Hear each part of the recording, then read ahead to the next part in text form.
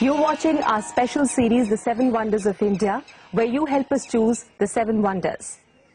Welcome to the Nalanda University, the first residential international university in the world.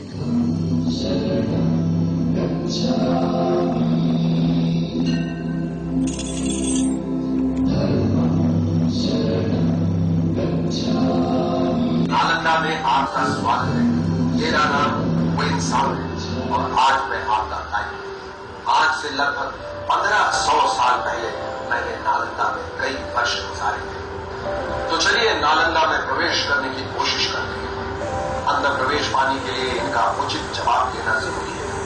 10 प्रवेशार्थियों में से केवल 2 या 3 लोगों को ही प्रवेश मिलता था। ब्राह्मण कौन होता है और उसका जन्म से क्या तात्पर्य?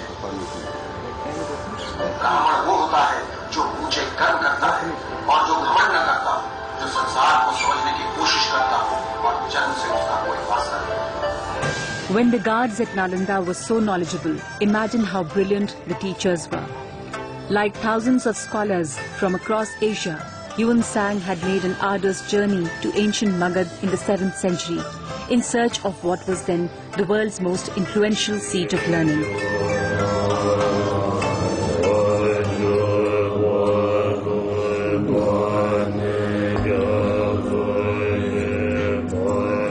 He stayed here for 3 years, studying Yoga Shastra under legendary Buddhist scholar Shilabhadra, also the Chancellor of Nalanda. In Yuan Sang's records, this was a flourishing university of a monastic order where 1,500 teachers and over 10,000 students lived. King Ashok and Harshvardhan are some of its most celebrated patrons who constructed monasteries and temples here.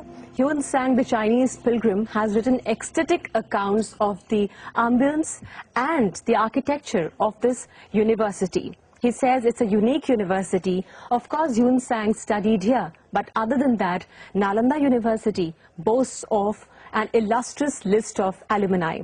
Nagarjuna, the 2nd century famous philosopher, Aryadev, as well as Shilabhadra are just a few of them.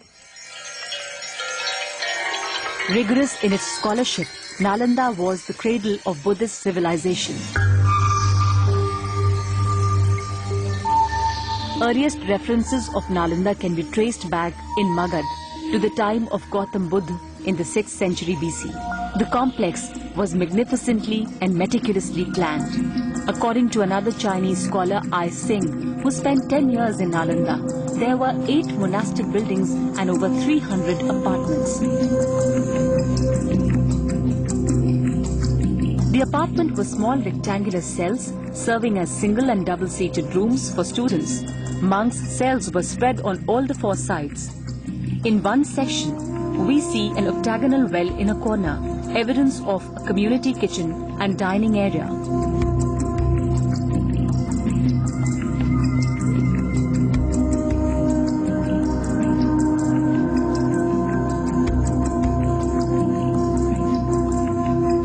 We also see proofs of a personal locker system, effective drainage, and granaries. Each monastic building had its own temple. In these impressive lecture halls, 3 layers of construction are clearly visible, indicating distinct periods of rulers of Ashok, Harshvardhan, and the Pala kings.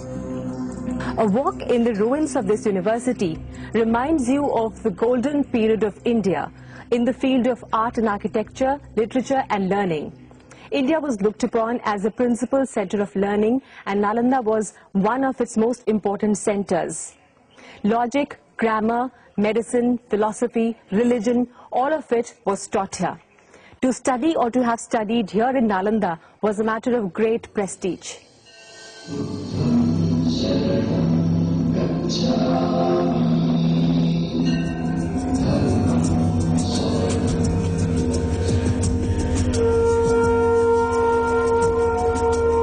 Freshers were lectured under the guidance of teachers, but more advanced students worked in smaller groups. In advanced courses, there are even references of 1 teacher per student. After graduating, the scholars went to the king's courts for appointments.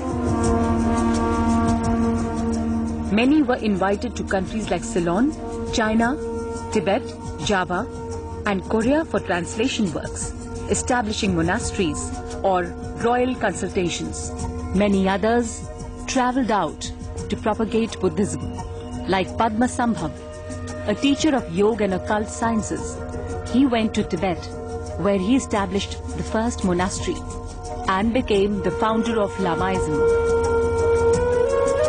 It is said that Nalanda was a very prosperous temple city during the time of Buddha. Whenever Buddha visited Nalanda, he resided in a mango grove. This is the site of that mango grove. Buddha stayed here and gave his sermons. Later, a stupa was erected here in the memory of Sariputra. Sariputra was one of the 5 principal disciples of Buddha. And later, Ashoka built a temple here.